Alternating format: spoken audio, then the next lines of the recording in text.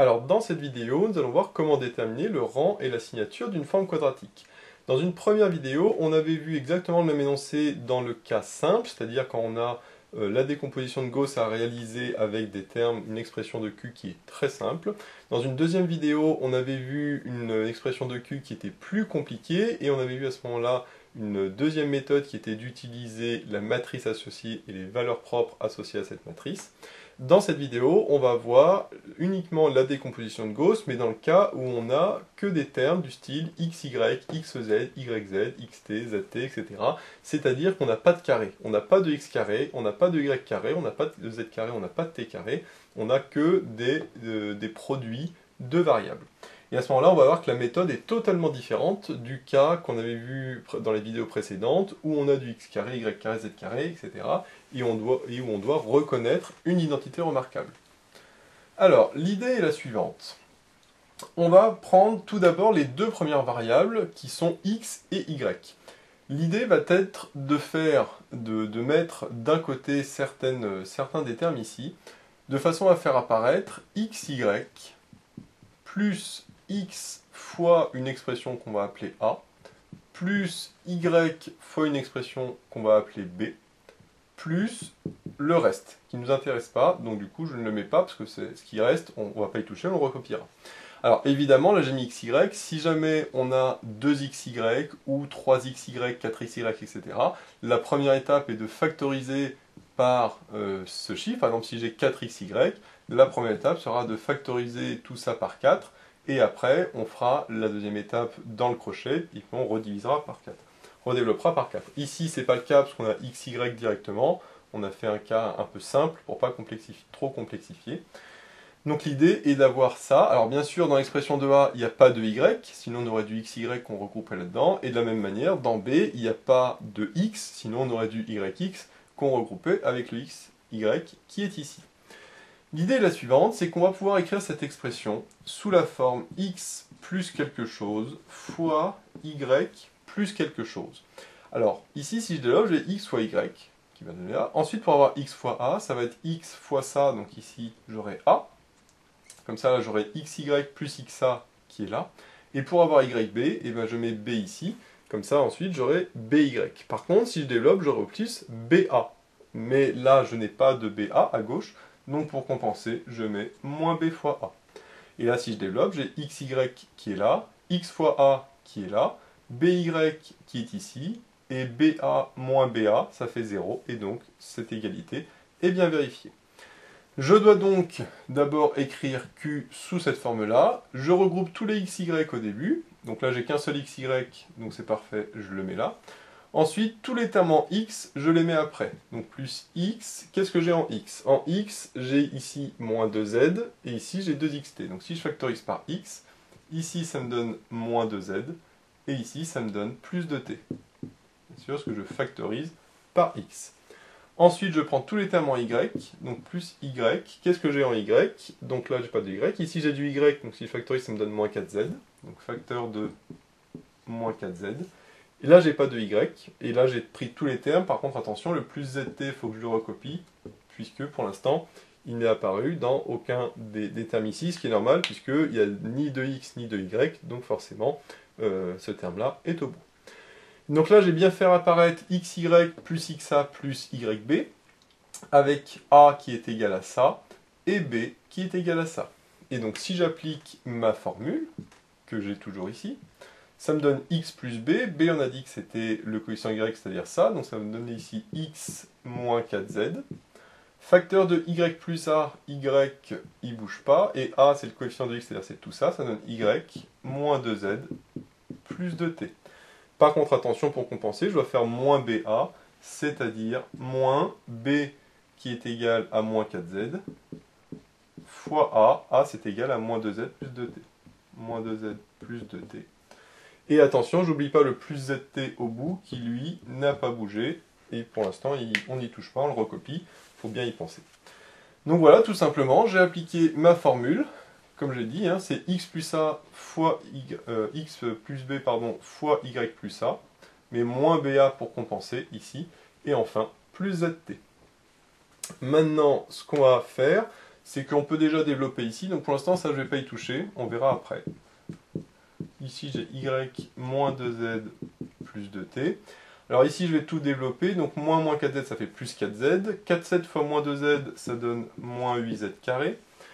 Ensuite, 4z fois 2t, ça donne plus 8zt. Et enfin, le plus zt, donc ça, non, finalement, ça va donner plus 9zt. Parce que 8zt plus zt, ça donne 9zt. Alors cette partie-là, j'en occuperai après. Par contre, ici, il faut que je m'occupe de ce produit. Pourquoi? Parce que moi, ce que je veux à la fin, c'est trouver une expression du style quelque chose au carré plus quelque chose au carré, avec éventuellement des coefficients a et b ici. Et chacune de ces choses, donc plus c au carré, etc., et chacun de ces termes entre parenthèses doit être une combinaison linéaire de x, de y, et de z, et de t, c'est-à-dire des 4 variables dont dépend q. Là, j'ai absolument pas ça, parce que x moins 4z, bon, c'est bien une expression linéaire en x, y, z. Ici, pareil pour le y moins 2z plus 2t. Par contre, ici, j'ai un produit, donc j'ai pas du tout les carrés, la somme de carrés que je voulais. Donc là, on va utiliser une petite formule. Donc ça, c'est la deuxième formule ici qu'il faut connaître pour appliquer le principe.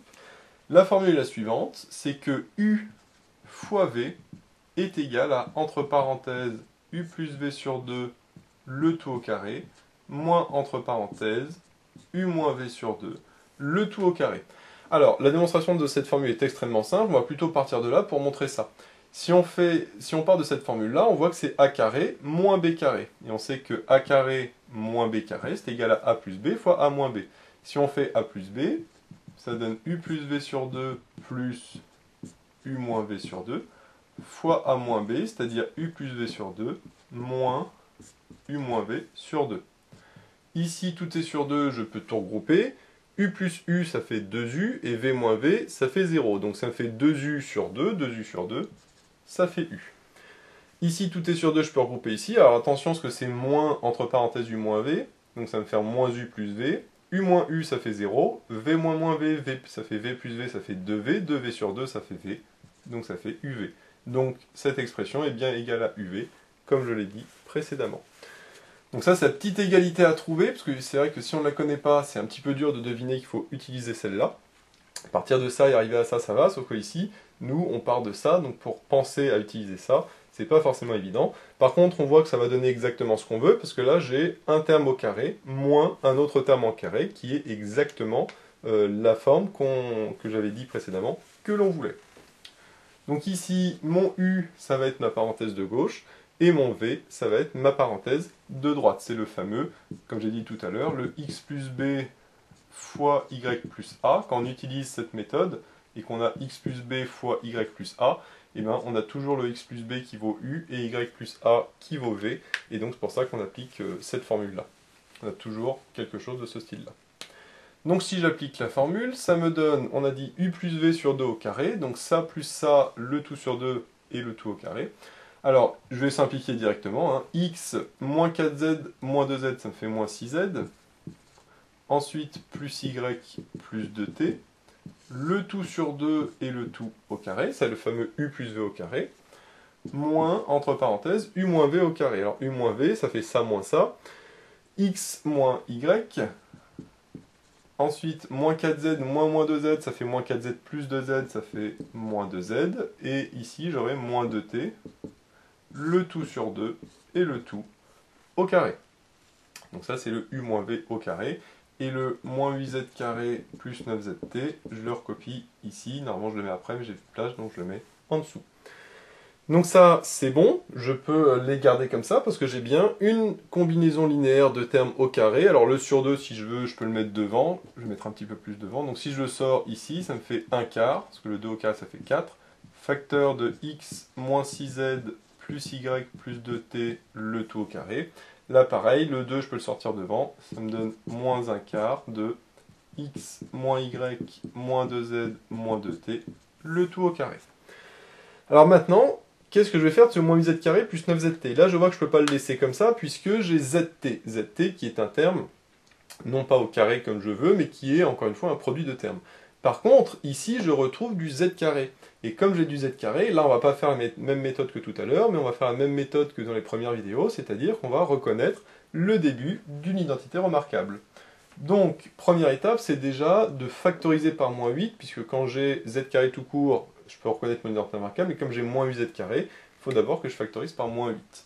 Donc ça me donne moins 8, facteur de z carré, moins 9 huitièmes de zt.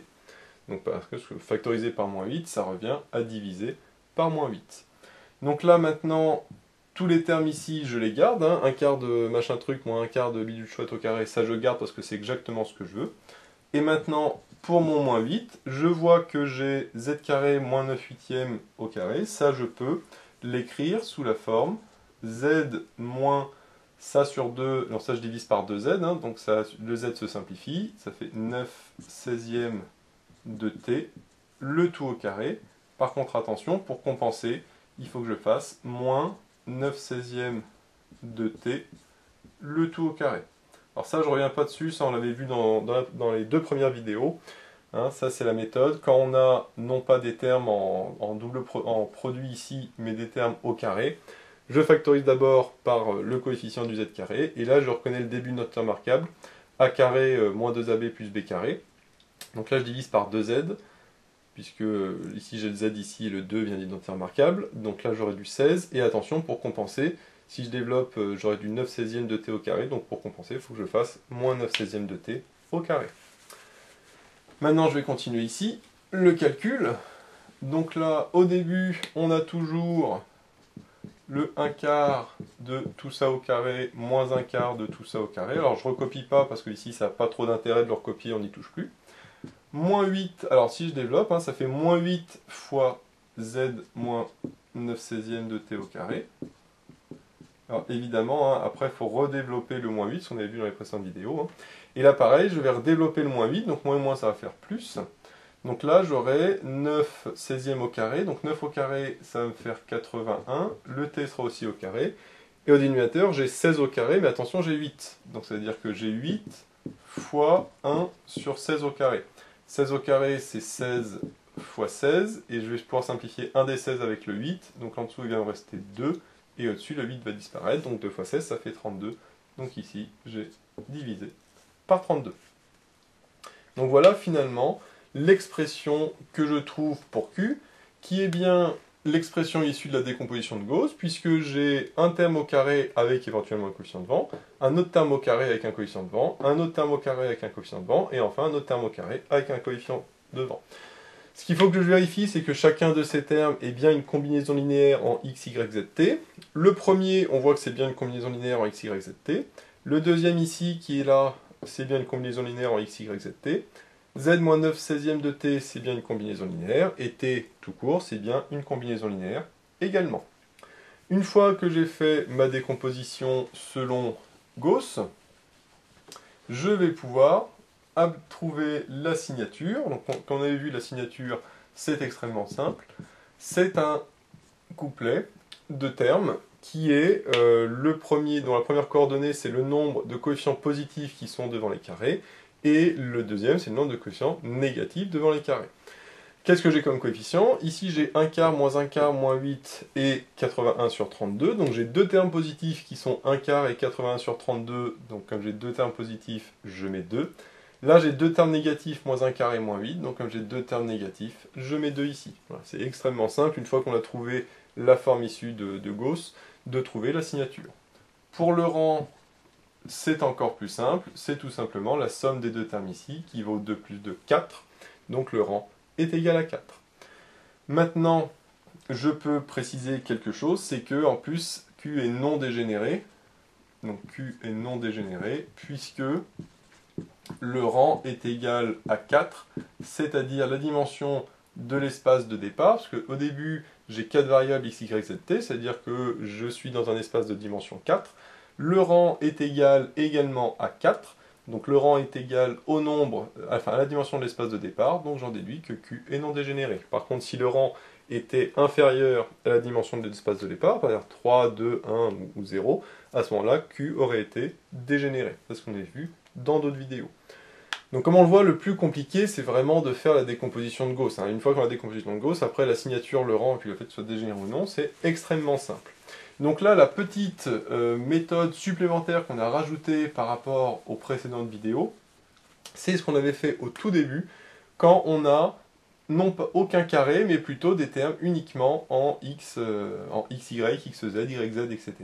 Donc je rappelle ici, la méthode qu'on avait vue, c'est que xy plus xa plus yb, ce qu'il faut retenir ici, c'est égal à xb fois y plus a moins ab. Et évidemment, si jamais j'ai un coefficient devant, par exemple ici un 3, en facteur de tout, que j'aurais factorisé, et ben je mets un 3 ici, en facteur de tout. Bien penser après à redévelopper le 3, mais la méthode est exactement la même. Et après, pour transformer ça en produit, enfin en somme plutôt, ou différence de termes au carré, ce qu'on avait vu, c'est que UV est égal à U plus V sur 2, le tout au carré, moins U moins V sur 2, le tout au carré. Donc ça, ce sont les deux formules à retenir. Donc là, je vais enlever le 3 parce que ça n'a pas d'intérêt ici. Donc là, ce sont vraiment les deux formules à retenir dans le cas où je n'ai aucun terme au carré, mais uniquement des termes qui sont des produits de variables. Par contre, ce qu'on a vu, c'est qu'une fois qu'on a appliqué cette méthode une première fois, il est fort possible qu'à la deuxième étape, on ait fait apparaître du z carré, du t carré ou autre, et à ce moment-là, on ne refait pas la même méthode qu'ici, puisqu'on a du carré, on refait la première méthode qu'on avait vue dans les autres vidéos, c'est-à-dire d'identifier des identitaires marquables du style a plus b au carré ou a moins b au carré. Donc ça, c'est uniquement quand on a des termes du style xy, xz, xt, etc. Bien sûr, ici, on a commencé par xy, on aurait très bien pu commencer par zt, serait exactement la même chose, avec ici z fois a, et ici t fois b. Il n'y a pas d'ordre nécessairement aux variables. Donc voilà, j'espère que cette vidéo vous sera utile. N'hésitez pas à vous abonner pour être au courant des nouvelles vidéos qui sortiront. J'ai mis le lien dans la description vers l'énoncé de l'exercice, ainsi que vers d'autres exercices sur les formes quadratiques. J'ai également mis le lien vers la page Tipeee où vous pouvez soutenir Méthode Math. Et moi je vous dis à bientôt pour de nouvelles vidéos.